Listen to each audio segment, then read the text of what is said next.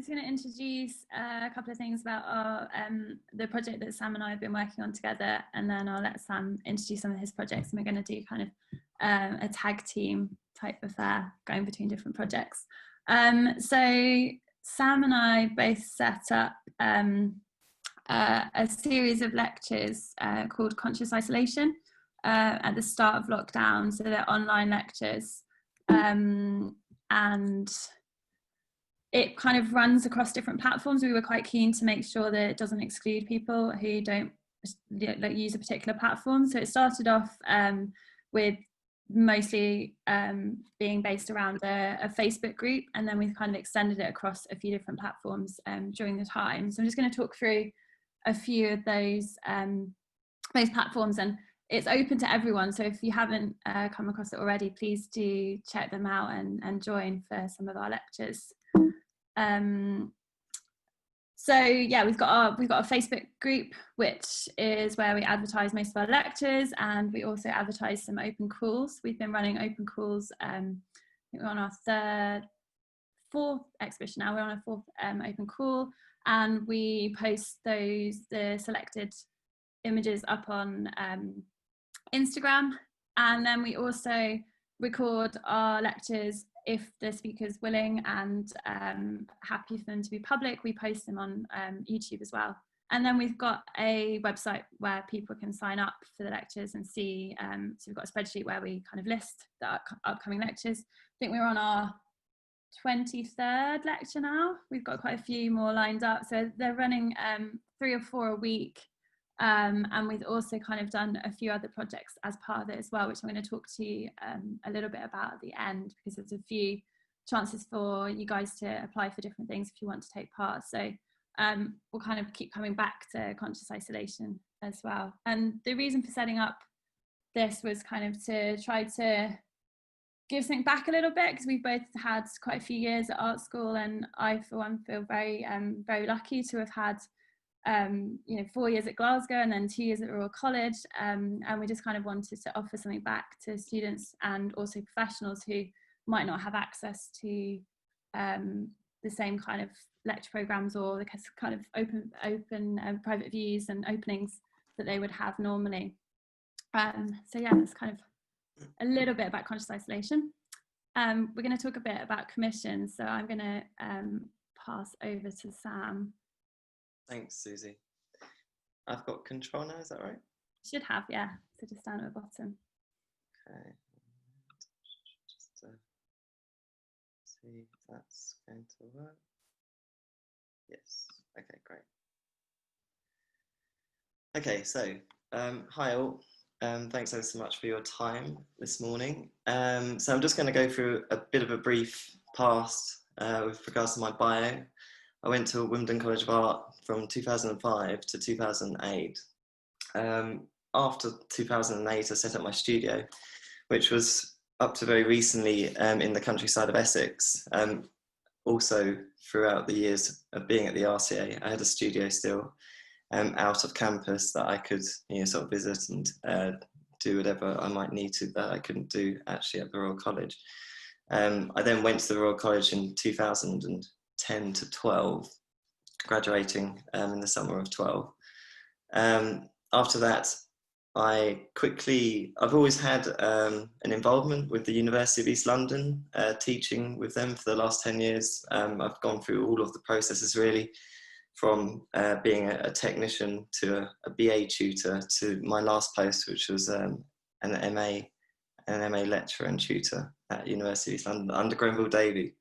Anyway, the only reason I mention the UEL thing is because it's quite important to one of the projects later on. So this first piece, whilst I was at the Royal College, I really quickly started to understand how important I could see my future realisation as being a sculptor, being in the public sector instead of just remaining within the gallery model.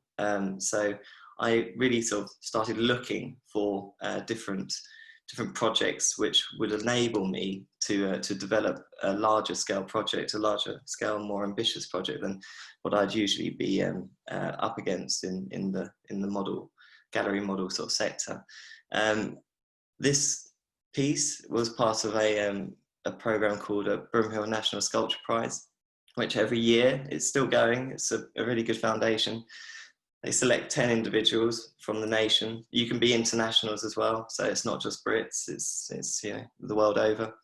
And you basically suggest via proposal a piece of work in which you'd like to submit to realise. So you get a small grant of about £1,000. It's not really enough, but you're able to develop a piece. So this piece here called Myriad, it's actually a counterintuitive use of rope. This is all rope. This is 312 pieces of individual strands of rope, which have been reverse engineered so that they work in a counterintuitive way. And that is that instead of the rope being under tension, it's actually under compression. And so I worked with an engineer for about 2 months to work out exactly how that would work out. And essentially what it is there's a 0.02 stainless steel thread running through it. So the Burngie, which is the type of rope this is, will compress with the capital at the top, which is 250 kg. So it is actually completely standing just via its own sustainability of the ropes, which you can see. There is a middle armature, but that's only there to keep the balance there in case the wind sort of knocks it. And obviously health and safety in these public arenas are pretty crucial and critical. So that was the first piece of public sculpture that I embarked on really to sort of go forward with regards to my outdoor practice. I found very early on, I don't know why I can't quite get this to move forward. Okay, it's starting to move. So I just wanted to show this slide very quickly because this is the process. So that piece is part of a bigger body of work called the Column series. They're all to do with forces at work, principles of physics essentially, and sort of different types of middle ear gravitational properties and things like this. Anyway, I very, very quickly realised from that project how important collaboration is. And when I say collaboration, I mean collaboration with institutions, collaboration with engineers, collaboration with fabricators, and getting things for a philanthropic cause. So, for instance, to allow their sponsorships to be very visible. This piece of work called Dying for was exhibited at Eastbury Manor House, I believe. Yeah, Eastbury Manor House. But it was in accordance with the University of East London. And really the reason I got the gig was because I was working with University of East London at the time. I went along to one of the first meetings that University of East London had with Eastbury Manor House to give a real, to start a cultural, contemporary cultural platform and program for Eastbury Manor House, which is otherwise sort of quite old-fashioned in its orchestration of events. So the whole process of this piece, I'll show you the actual sort of final images in a moment of it. It's probably easier if I'm just going to read you the description for it. So as an artist, I'm very conscious of the way in which humanity imposes itself upon the world in positive ways, but also in more sinister and negative ways at times, particularly with our relationship to nature. With Dying for It, I aim to highlight the destruction of nature caused by humanity by engaging the audience in an immersive experience which illuminates on a small scale the equivalent of effects that we as a population are having upon the planet. So this piece was completely and utterly about, taking a Christmas tree which has been nurtured and grown, and cultivated for one purpose, and that is for it to become the epicenter, the absolute epicenter for a festival, only for a couple of weeks. And then you see the throwaway society kick in. You see the population of London just discarding these poor bastards onto the streets. For that, it's always been a really sort of poignant thing. And I decided to create this dying forest to really show exactly the sort of destructive quality in nature that we have as an organism, as a multiple organism on this planet. So the process was quite long. The meetings, obviously, with Eastbury Manor went on to discussing how I was going to get these Christmas trees. I wanted to get Christmas trees from the local households, and what's happened is the manor houses, what happens with most of these places, sold the land off, and now it's all housing, you know, so it's a big kind of estate of sorts. I went around posting these posters that you can see on the right of the drawing, asking for them to, you know, not discard their Christmas trees but keep them for me. And eventually, with a team of one other individual in a van, we picked up, I think, about 350 Christmas trees in total to make this dying forest. Sorry, just going to the next slide. And so this is the piece as a whole. As you can see, you have the this is from the bird's eye view, the top, the piece on the right, the picture on the right rather, and the team that I had working with me on this were all individuals, staff and students from University of East London that very kindly gave me their time to realise this piece of interactive environmental installation.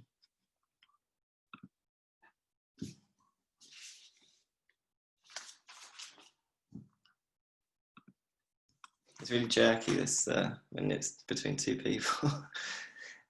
Okay, so right, so this is the first project for me, first large, like sort of large scale money project for me. Bracknell Public Sculpture Commission. The sculpture in question is called Oniel.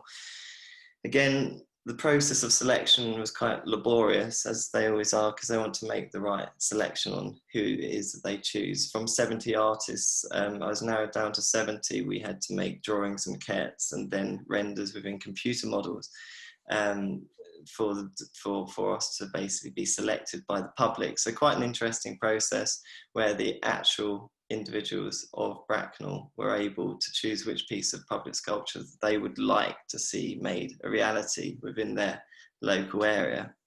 The whole, sorry, just going to the next slide. Yes, so I've done this in 4 stages, the actual development of this project. So on the left, the slide, this was working with CED. The middle was my studio, also Stow Steel, which is a friend of mine that fabricates big industrial steelworks, yeah, so on a commercial basis. The third slide is the different stones and woods. So the stones again were from CED, the same place as the boulder, and the woods were from a place called Ashwells, which was a big wood yard just over the road from my studio actually. And then the metallics was working with D&D engineering. So all of these were folded, and then I ended up TIG welding all of the seams, tandem welding with a technician that I have in the workshop with me. So again, the importance in this project was having these really strong, coherent relationships with collaborators, industrial collaborators. I mean, my studios have never been in artist communities, they've always been in industrial areas. So often, you know, I get kind of looked at as being this sort of strange oddball on the estate, whilst they're all kind of developing, you know, sort of quite serious sort of fabrication projects. And they sort of say to me, when are you going to take up a real line of work, mate? You know, this sort of stuff. But they sort of in jest, because they do appreciate what I do. They're like, oh yeah, that's pretty good actually, it's nice. Anyway, enough of that. So so that was the process of developing this. I mean, this was about a two year long project, working with Bracknell Forest Council, Bracknell Town Council, the different industrial firms that I've spoken about, and this was the piece in all its glory in, I think that's June 2019, so last year. Now, another really important part of these types of commissions is that you're using it as a selling proposition, like a business card. So I very quickly acted upon getting the word out there that this piece had just been placed in Bracknell. So I used sort of Fad magazine, also Art List, FMS magazine, and a couple of others, and had a really good critic in Paul Kerry-Kent do a write-up for the piece, so that it was visible in the commercial aspect of the art world as well as the more serious critical side of it, which evidently led to me, sort of securing more projects in the future. So this is the last slide for the commissions, I believe. Yeah. Oh, actually, no, it's not. So basically, this is a well, a blueprint, I suppose, of basically the way in which we develop a certain body of work. This is actually called the Plane series. This particular piece was commissioned for a project over in Mexico, for a show, a group exhibition of 7 monumental sculptors, the show called Synergy. It started in GAM in Mexico City, and then went on to Museum Frida Silva, which is like in the middle of Mexico. The interesting thing with this project for me was that I actually had no hand in building this sculpture. This sculpture was completely orchestrated from me remotely. I was in the UK whilst this was being fabricated over in Mexico. And as you can see, this is all of the process of the build up to the realization of the piece. I'd never done that before, but it made me realize that it sort of opened my eyes really to the fact that we can very easily develop large-scale ambitious projects and not having to be there, as long as you have somebody that you completely trust on the other side of on the project. Actually, in reality to it, it seems to work completely fine. So this whole body of work aligns with I started this body of work in 2007. Basically, it's turning a very sort of structural and hard material into a very playful and malleable idea, by basically transforming the paper into this sort of like industrial steel surface. With ease, it seems that these folds are gracefully, sort of put in front of us. The first image on the left is actually in GAM, Mexico City, which is a gallery, the oldest gallery, I believe, in Mexico City. And then the one on the right is in the museum, Federico Silva Museum, which was, I think it's still up actually in Mexico at the moment, the museum show. So I just quickly wanted to end this commission bit with, okay, I've done something. Sorry, how do I've managed to put all of the thumbnails of us at the bottom. How do I change that to being on the side? Oh, actually, I think, okay, got it. Cool.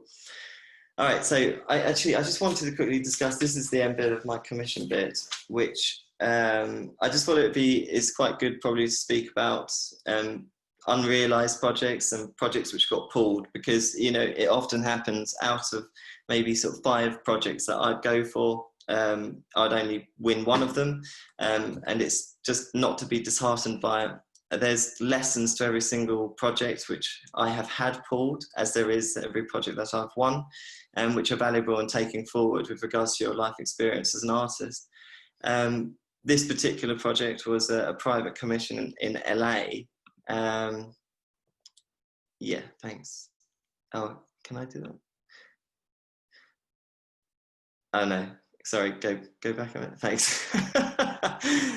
Yeah, so this is a private commission project for a client in LA, and the lesson that I learned from this is so have a consultancy fee for sure, because it wasn't loads and loads of time that I spent developing this, but it's still about a week. And it builds up. It's your time at the end of the day, and your time is as invaluable as these people's, although they don't seem to think it sometimes. And us artists, we always seem to get shafted unless we've got a massive kind of industry behind us. So that's something which I took away from that, was a consultancy fee, and having a contract in place straight from the start is so incredibly important. It doesn't matter how big or small the project is, or the commission always do that, because they always find a way of just kind of like running from it. Is it all right to have the next slide? Can I do it or not? Yeah, thank you. Cheers, Susie. So this was the. So go forward, yeah. Cool, thank you. So this project, this is an old idea which I had developed with WSP, which is the sort of biggest structural engineer firm in London.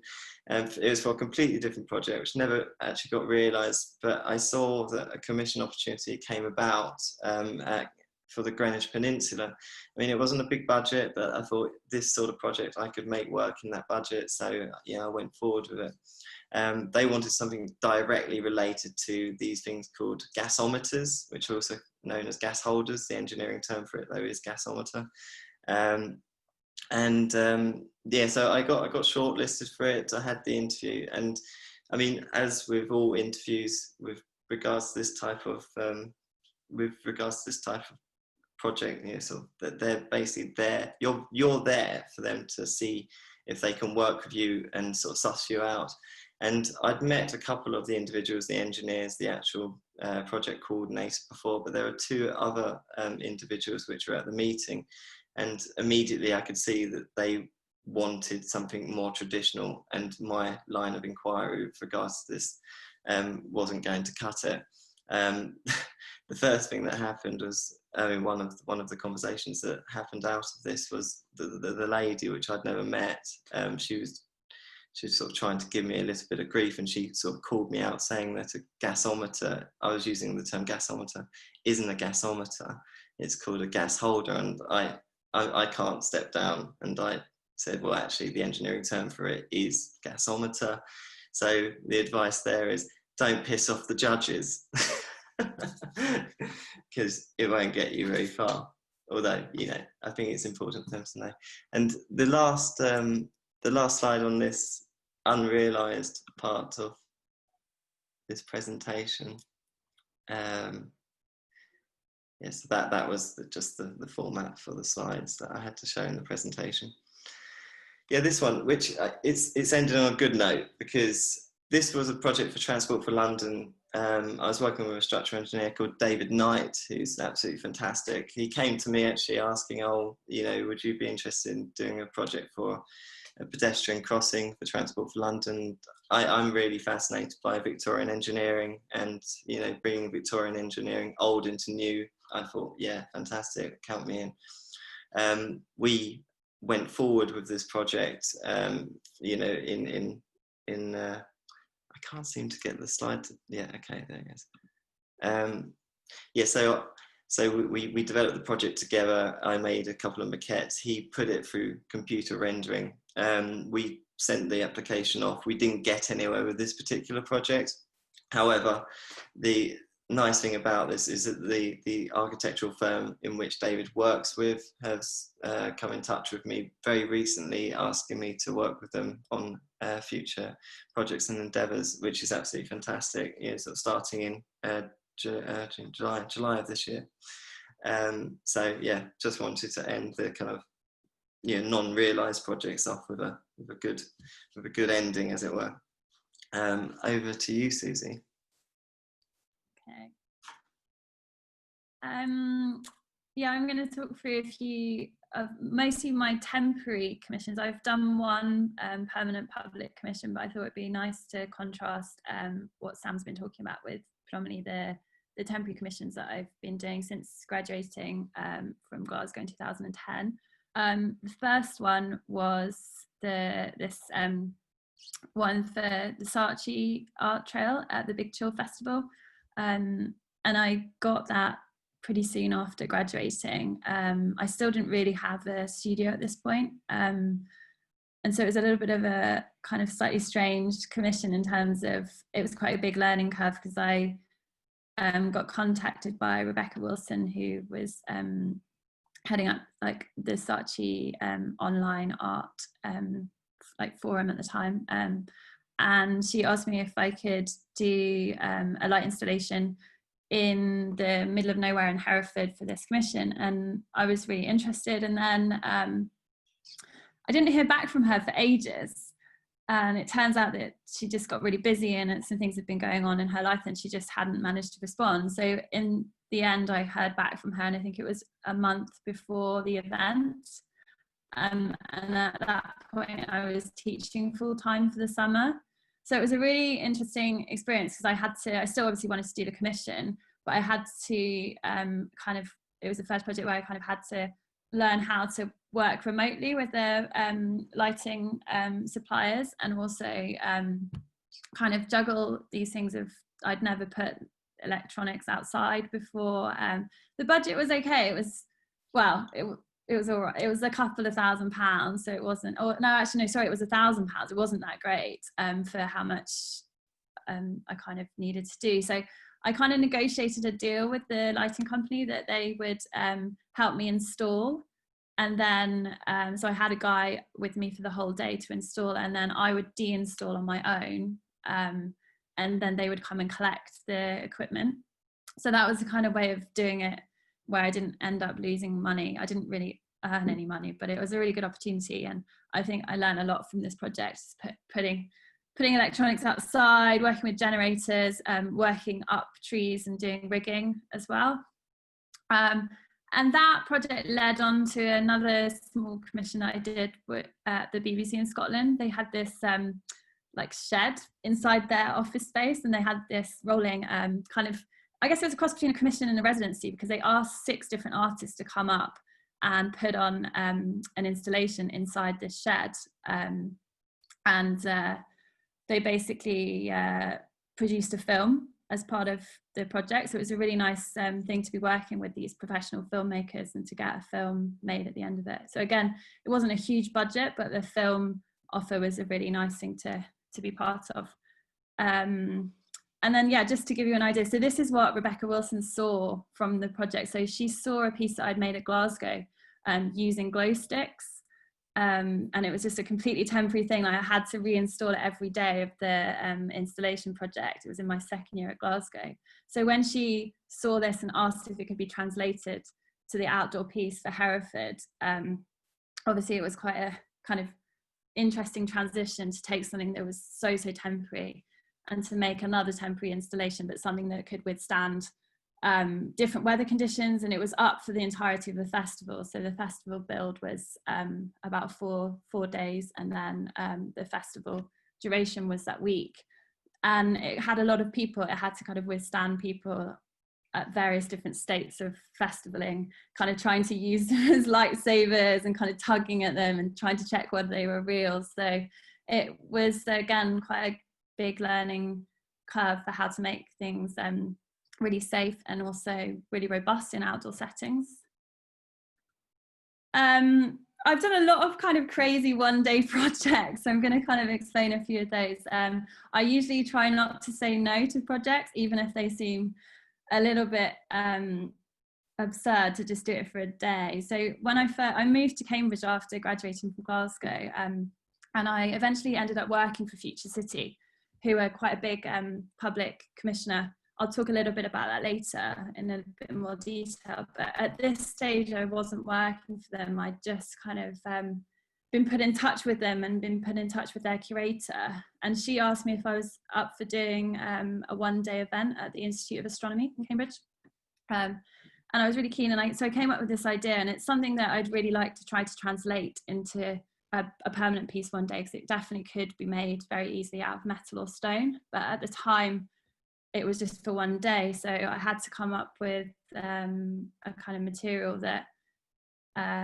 was easy to install in a day, and again, kind of not too expensive and not too time consuming. So I used polystyrene, and I kind of added a render on it. So it has the effect of stone and gives the illusion, but it's really, really light and really easy for me to kind of get in a van, get there and install, and then take away the same day. It's kind of, it really was like I think it was a 4-hour event. So the whole install and deinstall all had to happen within the same day. And with this piece, I was very much interested in kind of replicating aspects of the architecture, and the event was called Ways of Seeing. So it was very much about kind of trying to create these illusions and make people more aware of the fact that they might be quite often deceived by what they think they're seeing spatially, and also deceived again through the materials.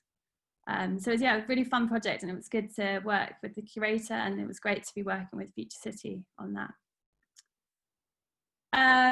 This is a commission I did quite soon after, let's say 2012, back up in Glasgow. I'd met an artist who was working in Aberdeen.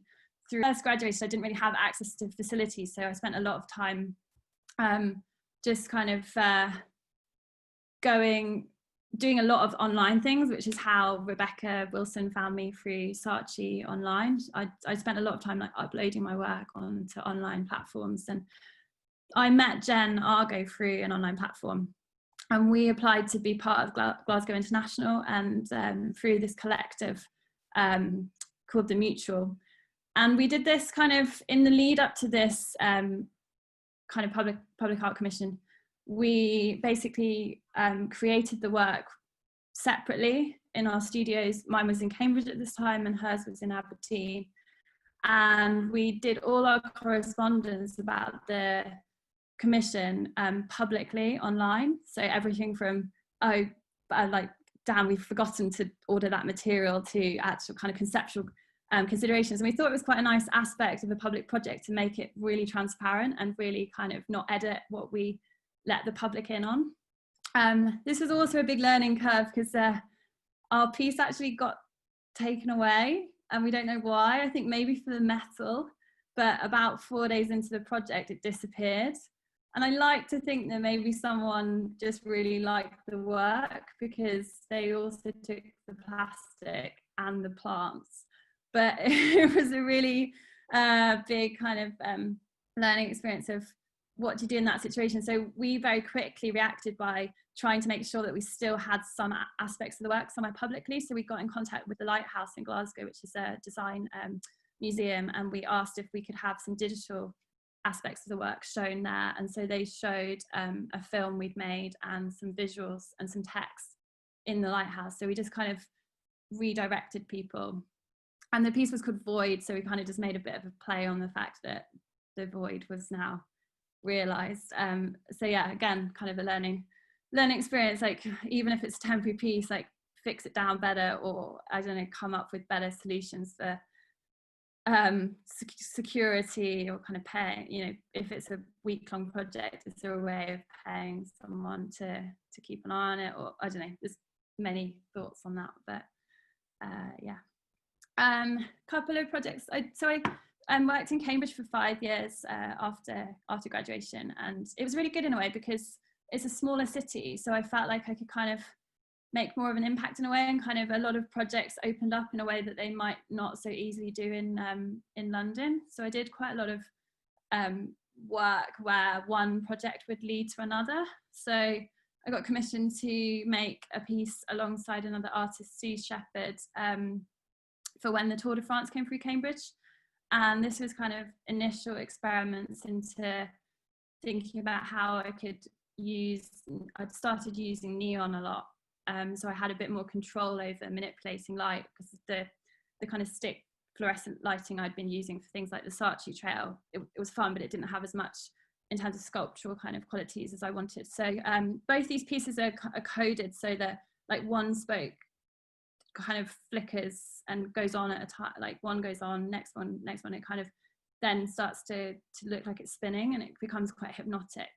I was going to include video, but I always find going between video and stills in these kind of things quite difficult. So I've got some videos on my website if anyone's interested in taking a look.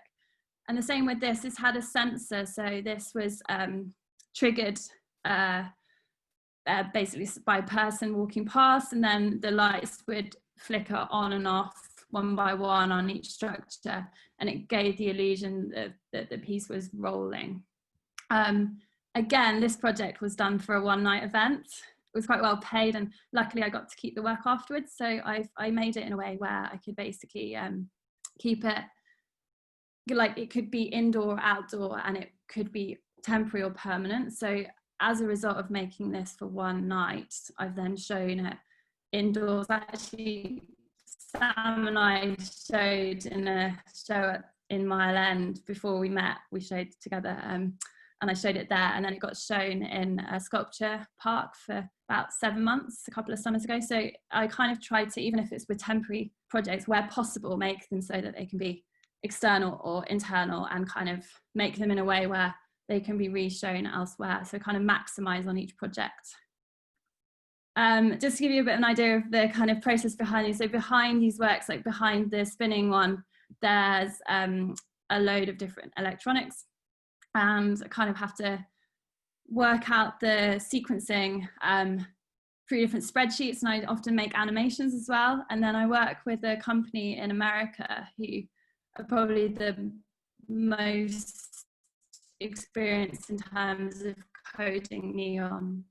So they then put it inside the coding box, and then send a wiring diagram, which I then work through the coding for. So there's quite a lot. It kind of starts off with model making, and then goes into fabrication of the actual structure. Then I work out what I want the lights to do, and then get the kind of diagram back from America, and then work on the actual electronics. So there's quite a lot of different stages involved in this project. Definitely something I wouldn't be able to do without collaborating with Sue. She's had a lot of experience working with neon her whole life, and she has been so kind in like helping me out and kind of giving me advice about it all, because it's a whole different, I don't know, hat that needs to be put on, really. And then, yeah, just because again, these pieces were temporary, so I wanted to make them so that they could be, they come apart, they kind of flat pack, and they can stack as well. So I don't have to hire a really expensive van when I'm transporting them.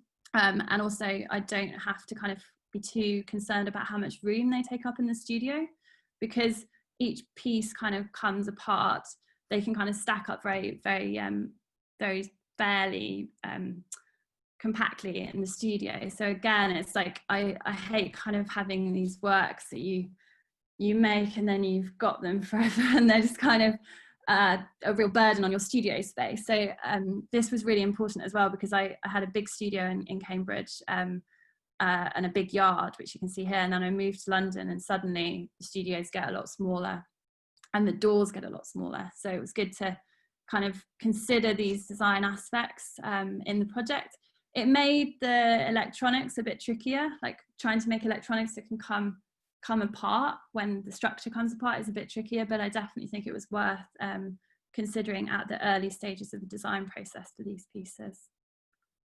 Just going to whiz through a couple of other. So there's another, there's like a kind of like artist-led public art project in Cambridge called Art Language Location, which I was part of the organisational team for, and I also applied to do projects with them 2 years in a row. And the projects there wasn't much funding, so the projects had to be self-funded. So I decided that they were worth kind of funding myself through my teaching work. Again, they were temporary projects, but this one was quite nice because it ended up, the building liked it so much that they actually asked for it to be kept up a lot longer. So it was supposed to be a 2-week project, and it ended up staying up for about a year in central Cambridge, which was really great. And especially because with this project there was a lot to consider in terms of installation, in terms of kind of getting permission. Because of the way Cambridge is as a city, we had to get permission from the architects who worked in this building, and then the college that owned the building, and then the river conservation people, and then the council. So there was quite a lot of different steps to go through to make sure this could happen. And the same with this one. This is on the Foster building in Cambridge as well. So and it's the law faculty. So it's Cambridge University, but then it's also owned by other people within the site. So it's kind of, again, thinking about how early you start those negotiations and how you approach them, and kind of having to have a slightly different approach for the different kinds of people. Like I talk to the river conservation people very differently to speaking to the university college people. You know, it's kind of, and learning the different ways in which it might be done. Like the university loves everything to be physically in front of them on paper. So I sent copies round to all the right people rather than sending a PDF, whereas the conservation people like to meet in person. And you kind of slowly get to understand that, those aspects of the project, and kind of go from there. And then once you've done it with one project, it kind of helps with the next. So yeah, just a few things in terms of the process behind that reflect piece. So we wanted to make a neon piece that was public and that the word was read only through the reflections. And that started with kind of experimenting with submerging neon into water, because originally we were thinking actually about if we could somehow submerge the neon into water, but then there's a lot of problems with river use and like punts going past and boats going past. So we decided that probably wouldn't be the easiest piece to do. So instead, we thought about kind of suspending it on the building and started doing some kind of very simple visualizations to those. And then from those visualizations, drawing up slightly more accurate drawings, which kind of worked in two ways. They helped us to fabricate the frame and also to make the neon. So this could be blown up and printed to scale. And then the neon maker that we work with could then kind of bend the glass to that template. And again, it's kind of with this process, I did learn quite a lot about how to make neon, and I had quite a lot of goes myself, and I very quickly realized that it's one of those skills that unless you're doing it all day, every day, I'm never going to be able to make it accurately enough. So it's like knowing which skills to get help and which parts of projects to get help with, and where to do things yourself. And I like to be quite hands-on with materials, so it's kind of a little bit tricky to sometimes give things out, but it's kind of knowing when to delegate and when to kind of ask for help and when to kind of be really hands-on yourself. And then so after the neon's made, it's visualizing it again and making sure it's going to work, because you don't want to spend all the time like installing it on the building and it not work. So we kind of mocked it up inside my flat. And then then went to install, and it was again quite an interesting experience. It was sod's law that just as we started doing all the electronic work, it started pouring with rain. And in terms of this project, I think the hardest thing was probably working out how to suspend it safely over the river. So it's quite tricky because you're working with glass, you're working in a small space, and you can't kind of, because of where it was in the river, you couldn't actually kind of get around to be positioned in front. So it's kind of working on the side as well. So it's all the kind of logistics of how to do that on site and in slightly tricky sites. And then just a couple more projects. So a kind of an example of where some projects that started in Cambridge then led on to some projects elsewhere. So I did a collaboration with Ross Ashton on Senate House in Cambridge for a light festival in 2016. And this was like projection mapping, so and kind of illustrating, so it was like drawing the geometry on the building. And as a result of seeing this project, I also got commissioned to do a project at Eastbury House, Manor House, which interesting, Sam's also worked at. There's quite a lot of crossovers. But yeah, they commissioned me to be their lead artist on a project, and this was quite a big budget project for me. It's the biggest budget I've had so far, so it was a £12,000 project, and which was really nice because it actually, then the money I got from it, obviously I spent quite a lot of it on the project too, but I could then fund more projects in the studio, so it's quite nice to kind of put it straight back into the studio and fund future projects. And same with this one. This was also because of seeing the work I did for the one night with the sensor activated spinning. Another college asked me to do another one night event, doing a similar kind of creating structures that could spin and be spun by the public, and neon that kind of triggered again with kind of a trippy, like one light going on at the same time, one after each other. Making something that the public can spin themselves was also an interesting thing in terms of health and safety, because again, you have to be careful, like people can't get their fingers trapped, they can't pull it over, and this event is a big event with lots of people and it goes on all night, so it's again having to be extra kind of vigilant in terms of people are not always going to be as sensible as they might be in a gallery in terms of like interacting with things. So coming up with solutions to that and making sure it was really, really, really safe. Yeah. Well, should we whiz through residency, Sam? I'm conscious we haven't got that much time. So yeah. Yeah, sure. Cool. Thanks, Susie.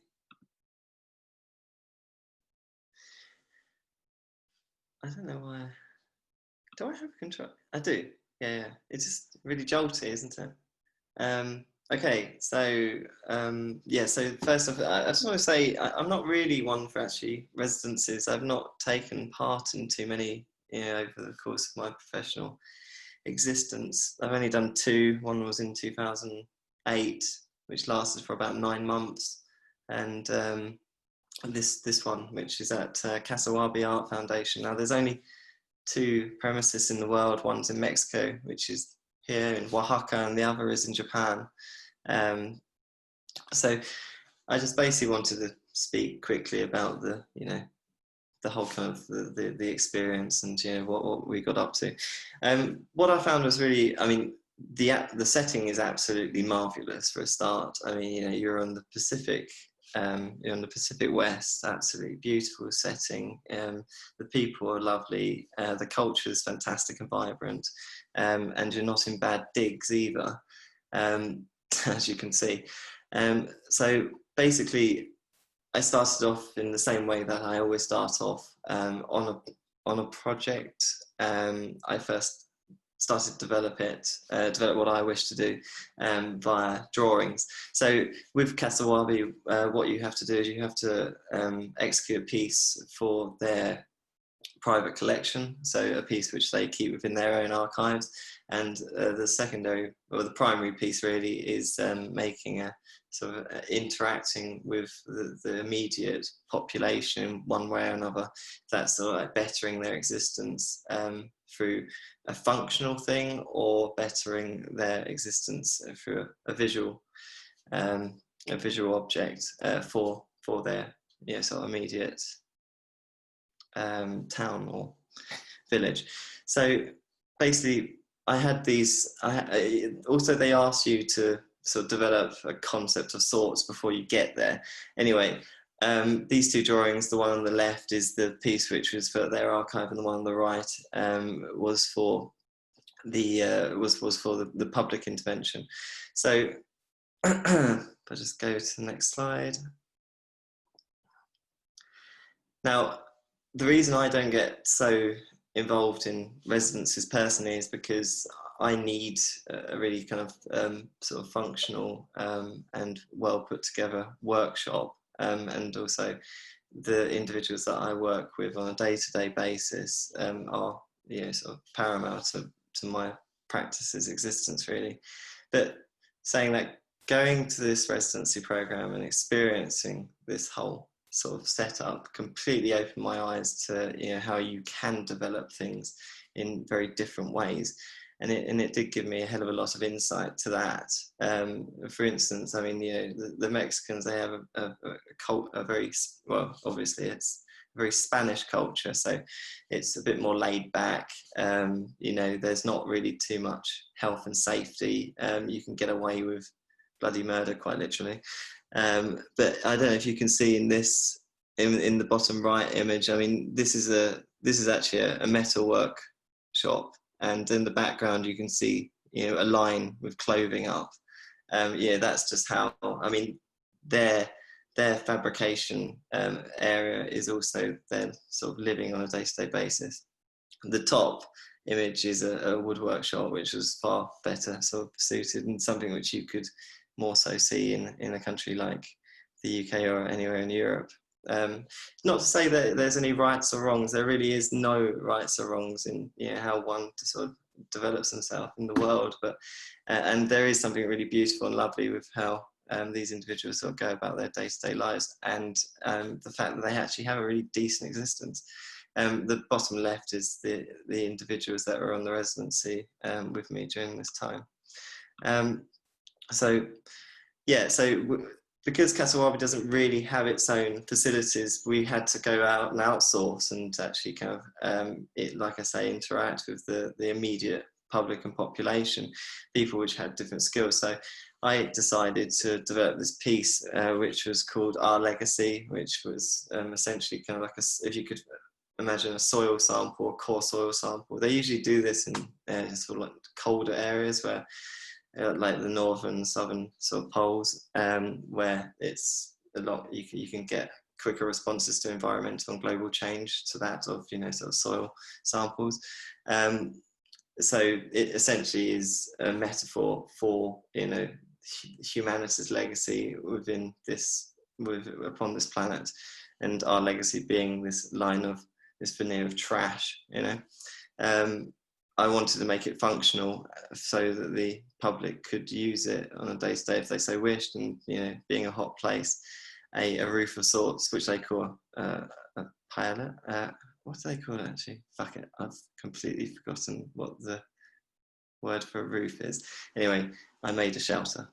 And yeah, it was a fascinating experience. Something that, I mean, it's just absolutely sort of mind-bending. It's baffling how incredibly sort of, well, it just changed my perception on a lot of things, and yeah, really got stuck in, and, you know, sort of got in with the locals. It was a really incredible experience, and it made me realize how worthwhile it was in the long run. Also, out of this has come other projects, such as projects in Portugal.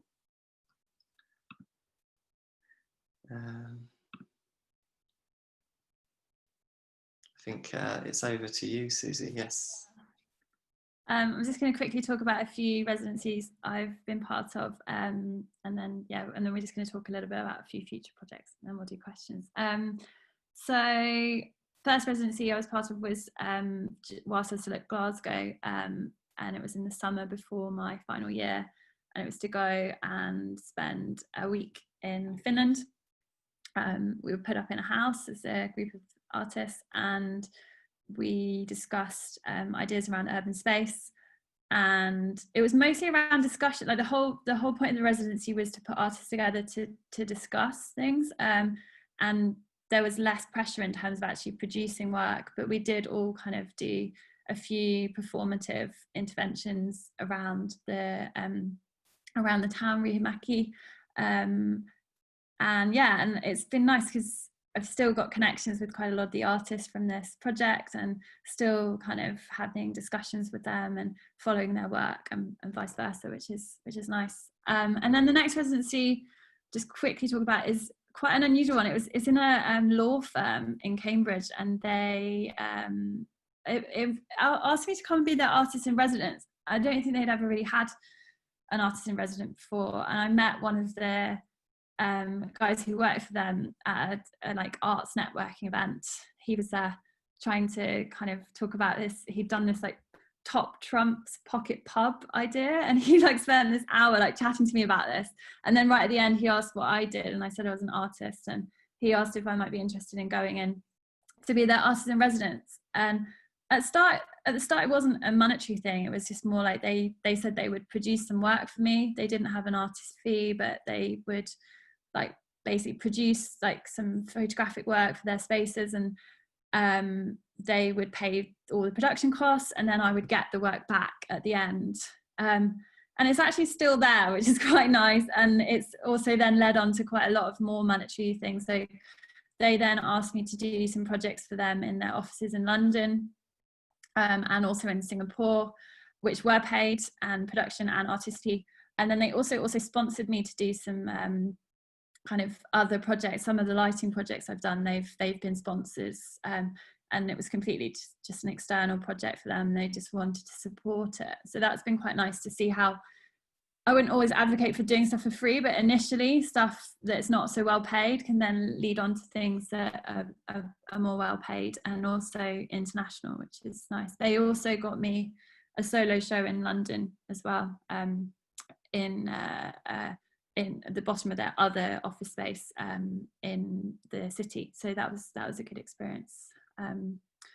Artist access to art school. I'm not going to talk too much about this, but this was great. So right after Glasgow, I didn't have, as I said, I didn't really have access to a studio at the time, and I didn't have the kind of facilities I was used to. And a lot of universities around the UK offer this artist access, or AA2A, artist access to art school scheme, and you can apply more than once. You just can't do it in the same institution. I think it's within 4 years, and they're all over at different arts organisations, arts institutions. And basically the idea is it's a reciprocal thing. So you go in and you do your residency, and then maybe you give some talks or some crits, or talk to the students about different things. And as a result of this residency, I ended up being offered a kind of role at Anglo-Ruskin at the Cambridge School of Art, where I basically kept the workshop open in the evenings, one night a week for the students. And as a result, they let me use their facilities going forwards 1 day a week. So it's quite nice to, as a chance to gain access again to workshops, which is something I think is really hard when you first leave, and it's especially hard in London. There's obviously maker spaces and you can kind of use those, but it's very hard to get a big enough space and enough machinery to be able to work through different materials, and especially if you work through different materials, it's very hard to equip your studio with all the things you would need. So this scheme is great, and I think also the maker spaces around the city are also really great for finding ways to work through different processes. I also did a sustainability residency in Cambridge as well, which was really nice. Again, meeting artists, having a lot of conversations. There were kind of, we did have to make work for a show, but it wasn't too much pressure, and we had quite a lot of time to kind of develop work. And I ended up doing 2 collaborations with different artists. So this was one collaboration with Mark Vennegoor, who's a Dutch artist, and then I did another collaboration with Ariana Jordan.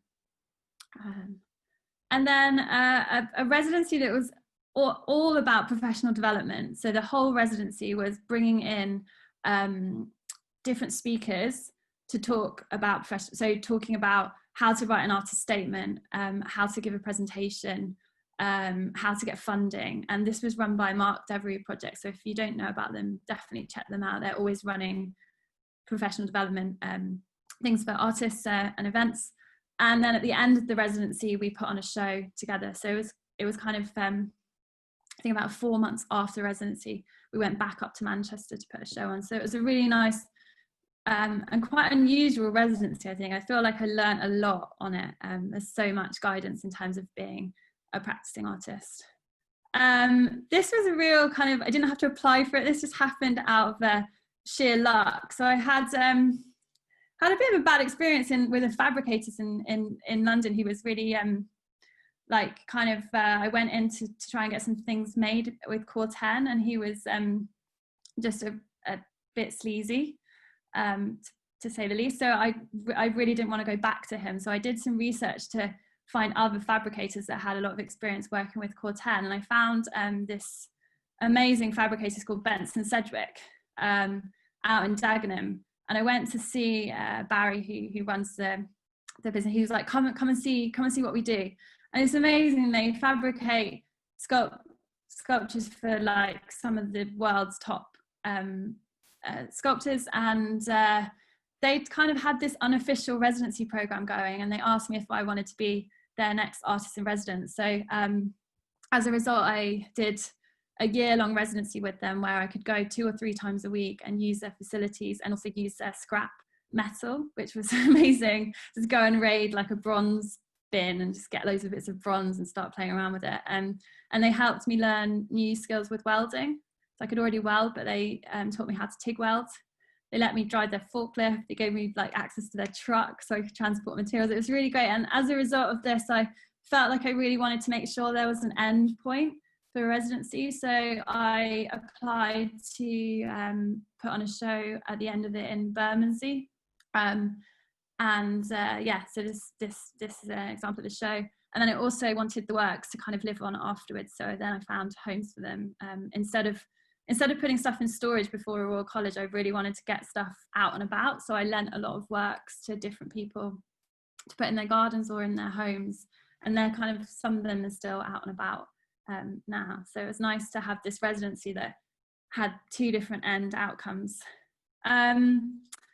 The Mertz residency, I'm not sure if it's still happening at the RCA, but Kat Robertson set up a residency in the summer in between our first and second year at Royal College, and we all went up and spent some time in the Mertzbahn and learnt a lot about Kurt Switters, and again had a lot of interesting discussions. And we could make work. Some people did, some people didn't. Some people just went for lots of walks and took lots of images and film footage. Some people did a lot of drawing, and some people kind of tried to do different little interventions. I spent quite a lot of time with Massa, who was the year above me, and we just played around with metal we could find and just took it into different places and documented it. So that was a really, I hope it's still going on, and if it isn't, then maybe try and restart it, because it was a really good experience. And then also through the Royal College, through a different course, through interaction experience design. Is it IED? No, I can always get confused between IED and the other one. IED. Through the sustainability group as part of the RCA, they invited a few people from different courses to go and spend a week in Paris at the end of the autumn term of the second year, and basically spent a week in the Palais de Tokyo working alongside the Thomas Saraceno exhibition, and working with Grace Papas, who was a graduate from the year above, and we could, at the end of the week, we kind of created interventions in the space. So it was a kind of residency workshop type thing, but it was great to be able to work in a space like that and spend a really good amount of time. And also it was really cross-departmental, so it was a really good opportunity that came out of the RCA for me.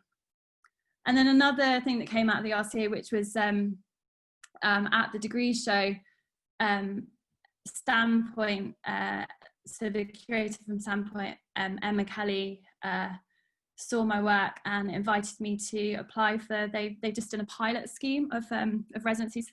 They did 3 different residencies this year at Standpoint, and they basically asked if I wanted to apply, and they said I could apply on my own or I could apply with other people. So I thought it would be more interesting to apply with some other graduates from the Royal College. And it actually turned out that I contacted one of them, and she'd also been, Kat Robertson had also been approached. So we decided to team up, because we were like, oh, if we've both been approached, we stand way more of a chance if we do it together. And also for both of us, we felt that the thing we were missing most after graduating was that kind of conversational aspect within the studio, and the critical feedback you can get on a day-to-day basis. And we were both a bit lonely in our studio. So it was a really great opportunity to work together.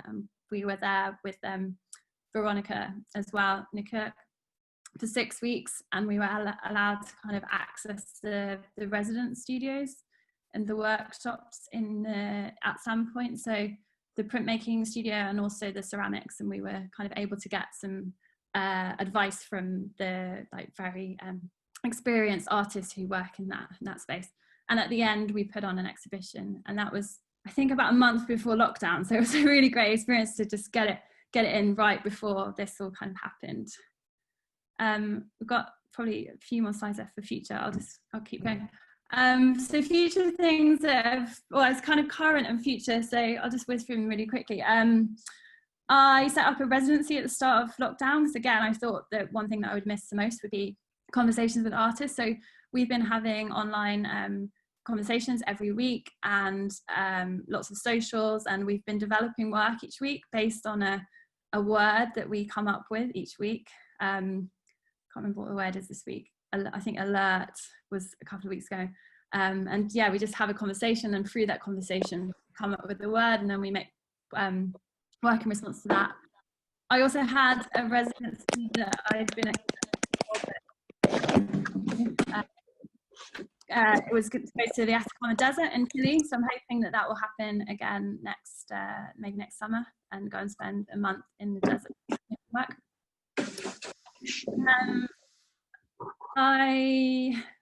Another thing that came out of the Royal College was I got a teaching job. So through the opportunities that we were able to apply for, I applied for like pretty much every single teaching opportunity, and I think I ended up doing 4 or 5 of them. And from one of them, I got offered an associate lecturer job at University of Gloucestershire. So I've been working there all year, and we're coming up with plans for the next academic year. I also still work at the University of Cambridge as an artist educator. So I work part-time weekends in their museums doing arts workshops. So that's something I need to continue to develop and to consider what might happen with social distancing. And I also mentioned earlier that I also do assistant project managing of public art projects, and that's something that I haven't done for a few years, but I'd like to kind of pick up again. So that's kind of future. Another future project is I'd really like to work on worked on a project last year in Hungary with the architects, and it was about these ideas of being able to like interact while still keeping distance and kind of being anonymous. So we created these confessional booths that could slot next to each other, and people could pass notes or talk to each other without seeing the person next to each other. And this was like an educational project. So it was a week-long architectural summer school where we had 5 students, and we worked with them to build these. So I feel like this is a good project to push forward and start to think about how I could think about the social distancing aspects and keeping 2 meters apart, and start to develop works that relate to that and still offer interaction whilst keeping them separate. And I'm also collaborating with another artist on, we decided to collaborate predominantly on public proposals together, because we feel like if we like pool our skills together, come across a lot stronger as a duo. So I'm working with Zoe Schoenher on some public art proposals, and also a couple of other residencies and collaborations in the current lockdown. So a residency set up by another RCA graduate, and I'm currently also collaborating with an MRes student at Royal College, and we're going on like a lot of social distance walks virtually and creating film footage. So walking in 2 places separately and creating film footage as a result. So I'm looking forward to kind of developing those projects. And then I can't be in the studio at the moment, so I'm working from home. So I'm working with like materials that I can't really, I wouldn't necessarily normally work with in the studio, but I'm thinking about how they could maybe be developed at this point. So potentially working remotely with a fabricator to make some work in neon based on this, and thinking about what I can kind of do as soon as I can get back in the studio. And I think